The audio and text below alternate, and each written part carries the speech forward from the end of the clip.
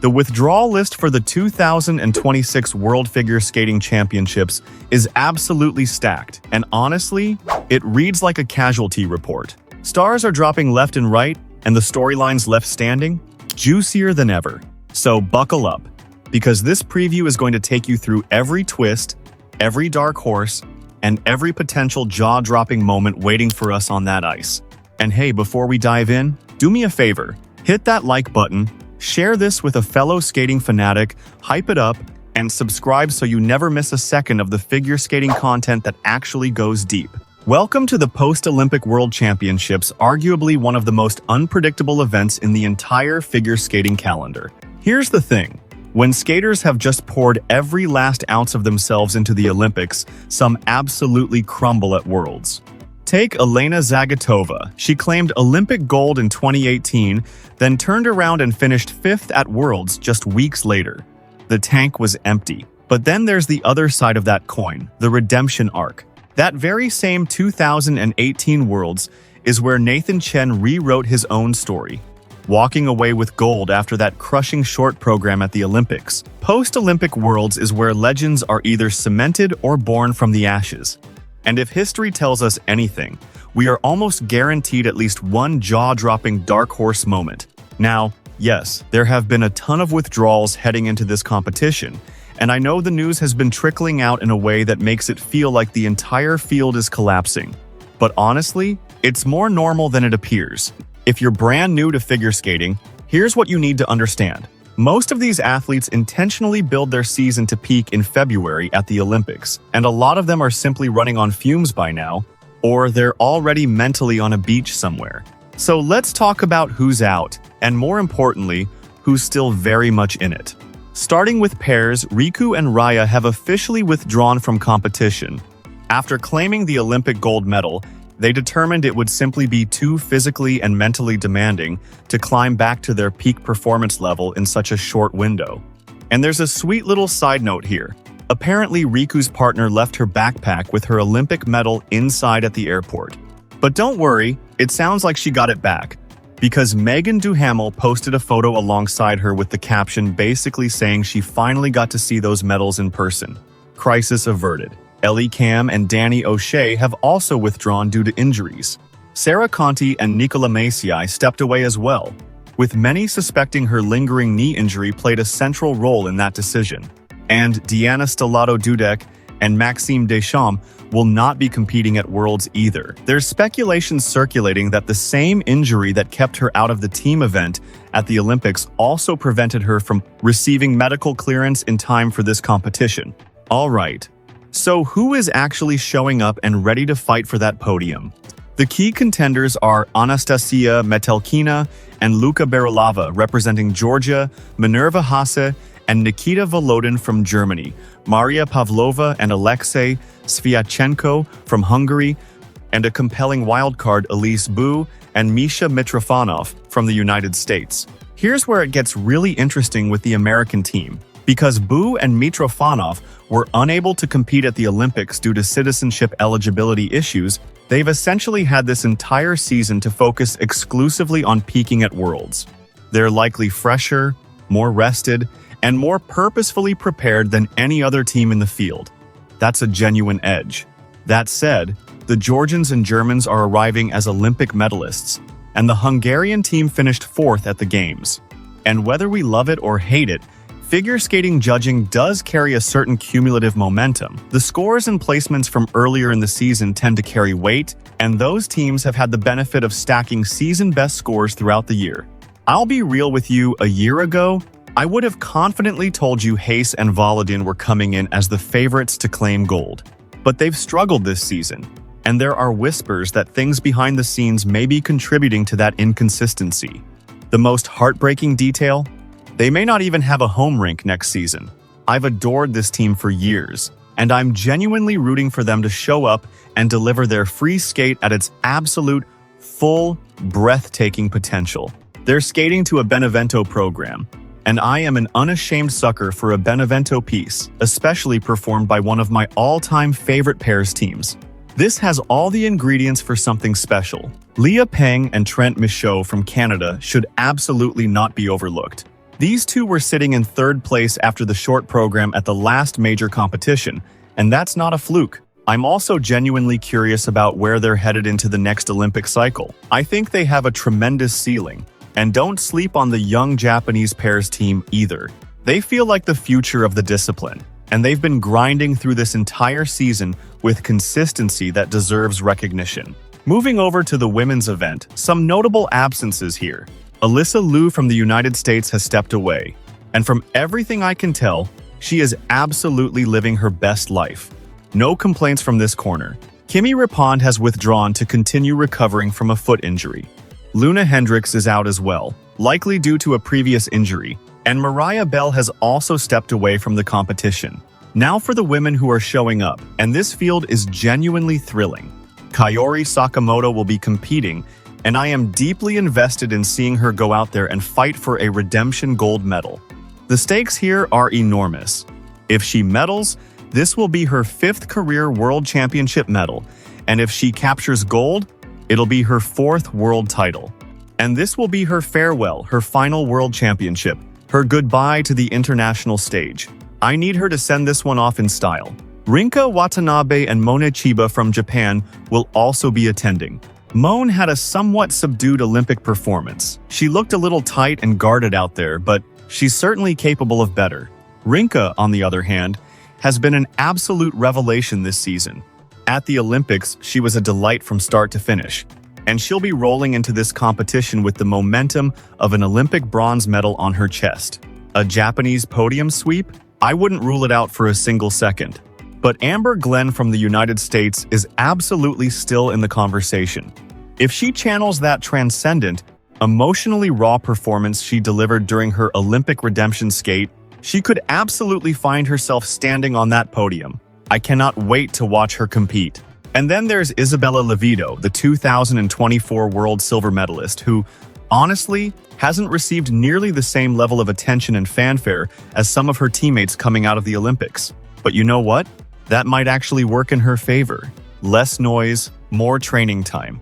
If she can recapture the consistency she showed at her best, setting aside a few stumbles here and there, she is absolutely a factor in this competition. Nina Petrenko from Estonia has my heart, and I genuinely believe she could sneak into dark horse territory for a podium spot, or, at minimum, land very close to it. That said, I think her best realistic chance hinges on at least one of the top Japanese skaters having an off day.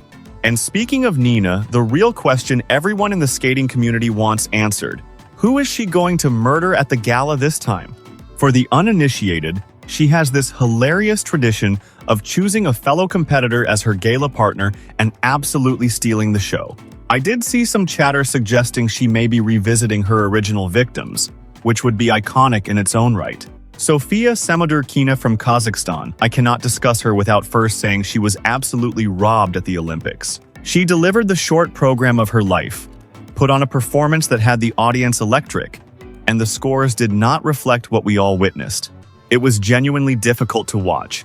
As for what she does at Worlds, let's just say I am hoping she channels all of that injustice into something spectacular, and let's pray the judges don't force anyone to call the authorities on our behalf. Hyun Lee and Jia Shin from South Korea will both be in attendance.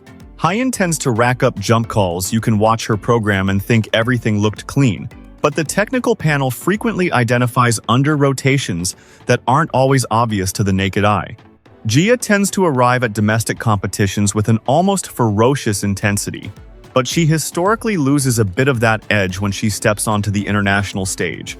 I'm also genuinely thrilled to see Olga Mikutina from Austria. If you are at all new to this sport, go look up her spins immediately. They are extraordinary. And Nina Pinzerone from Belgium is another must-watch. She's been working her way back into top form following an injury, and I'm keeping my fingers tightly crossed that next season is completely injury-free for her. Laura Nguyen is another pleasant surprise on the entry list. I know she withdrew from something shortly after the Olympics, so I wasn't entirely certain she'd make it here. But we get the shark back on the ice, and that alone makes this competition more entertaining. And I'll be watching Sarah Everhard very closely to see how she skates and how she's scored. This season, her jump technique has been placed under a microscope and scrutinized in ways it never was before. and perhaps coincidentally, or perhaps not, she's been notably less consistent than in prior seasons. This will be our last known opportunity to see her current free skate program. And while I describe it as something of an acquired taste, I will say this: it genuinely hits differently in person. Finally, I'm also rooting for Maddie Skiezas to come out swinging after the heartbreak of not making the free skate at the Olympics. That kind of disappointment can either deflate you or ignite you. I'm hoping for the latter. For the men's event, the notable absences at the time of this recording are Olympic gold medalist Malinin, wait, I need to get my notes straight, Sato, Matteo, and Macha. So that clears the runway considerably. That means we will get to see Ilya Malinin from the United States of America. And I have genuine optimism about what he'll deliver here. The World Championship environment is a fundamentally different animal compared to the Olympics, and I think that distinction will work in his favor. The pressure is distributed differently. Will he attempt the 7 quad program, or will he wisely dial it back for the sake of his sanity and consistency? Either way, I'll be watching. I am so excited for Yuma Kagiyama. Fingers crossed that he comes in and delivers the performance of his career. One thing that actually made me feel better about his Olympic silver medal: he didn't seem crushed by it. He came across as genuinely at peace with where he landed, and that kind of psychological equilibrium is exactly what you want going into a major competition. His free skate is phenomenal when everything clicks. I'm selfishly desperate to see it executed to perfection. Adam Xiaohim Fa, and I'm making a real effort to pronounce his name the way he himself said it on the Olympic website, because apparently it differs from what most of us have been saying deserves a massive comeback narrative at this competition. I would love nothing more than to see him battle back in the free skate after a rough short program, because a bizarre, unexpected Adam Xiaohim Fa redemption story is genuinely one of the most entertaining things this sport can produce. Both Keegan Messing and Shun Sato have legitimate podium potential here. If I had to choose between the two, I'd lean towards Shun as the slightly more reliable bet, simply because of his tendency toward consistency, but honestly, it could go either way depending on the day. Stefane Guarino from Canada has had a phenomenal season, and his presence in the mix shakes up the entire picture in fascinating ways. Kevin Amos will be competing, and I just adore him. Someone please remind him he's in France, not America. I also see that Jason Brown is still on the entry list as of the time I'm filming this, which honestly surprised me. I genuinely expected him to withdraw. If he does compete, I am wholeheartedly hoping this becomes the redemption performance of his career. A final statement for what many speculate may be his last competitive appearance on the world stage. Andrew Torgashev is the 3rd American entry, and he genuinely surprised everyone at the Olympics by not crumbling under the pressure, a real credit to him. I'm curious whether he can sustain that momentum here. He didn't receive a lot of spotlight at the Olympics compared to his teammates, partly because he didn't compete in the team event, and partly because American media coverage tends to concentrate heavily on the women's side. And finally, the Joker returns. He didn't make it to the Olympic free skate after one of the most inexplicably bizarre short programs in recent memory, where he completely bailed on a jump that should have been routine. I am desperately hoping the entire arena gives him a standing ovation, and I want the world to finally witness this extraordinary, wonderfully strange program that I have been hyping to everyone I know. It has to happen this time. Wrapping up with Ice Dance, Chalk and Bates have officially withdrawn from the competition, citing their 4 incredible performances at the Olympics as a fitting conclusion to their season. Gilles and Poirier have also stepped away, and Sofia Mulas and Odi Kazimierczak from Spain had to withdraw after he required emergency surgery for appendicitis. Speedy recovery to him. With those teams out of the picture, the winners will most likely be Fir Bonadi and Sestiana Ronge. But oh, how desperately do I want Piper Gilles and Paul Poirier to somehow claim gold here. It would be one of skating's most beautiful story endings. Their Olympic free dance has absolutely embedded itself in my memory. It's one of those programs that had to grow on me, but when they skated it at the Olympics with such effortless ease, such quiet confidence, it completely transformed. Compare it to their performance at Canadian Nationals, where they looked so relaxed they seemed to simply be enjoying a skate rather than competing. But at the last Worlds, they looked strained and guarded. Somehow, by the time the Olympics arrived, They had completely recaptured that lightness and calm. I don't fully understand how they did it, but it was magical to witness. Realistically, I don't expect them to pull off the gold, but I get a genuine sense from this team that they would be at peace with whatever outcome awaits them here. And there are actually signs they may be continuing into next season. Someone spotted footage of them already practicing a waltz together. Whether they're genuinely preparing a new program or just feeling things out, I honestly don't know. But I'm intrigued. I'm also watching the scoring for Fear and Gibson very carefully, because that's going to be a fascinating bellwether for how next season shapes up. Will the judges penalize them for those 5 significant errors at Europeans and the Olympics?